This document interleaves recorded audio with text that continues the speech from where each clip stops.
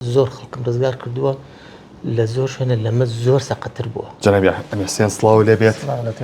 دڵخۆشم کە بینم بە سەلامەتی بەهێوەی ئەمە چەپکە گوڵی تۆڕی 964 بۆ بەڕێستان بەهێوەی سەلامەتی.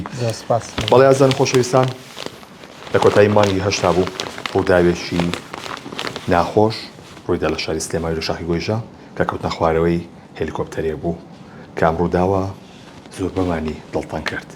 من ئەمڕۆ هاتوومەتە لای جەنابی ئەمیر حوسێن فەیزوڵڵا بەڕێوەبەری تیمی فڕۆکەی سلێمانی. تەندروستی و چۆنە ئێستا؟ الحەمدوللا باشترم ئێستا. بەدەبنیش کەمێک قسە بکەین و باسی ڕووداوەکە فەرموو.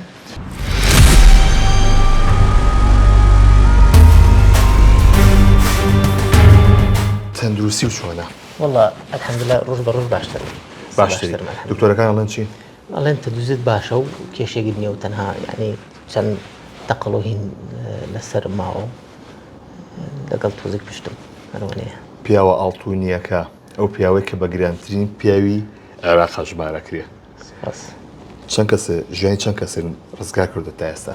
وەڵڵا ینی تەقریبەن 50 زیاترە 50 52 تاکید نیم. بەڵێ. لە مای چەند ساڵە؟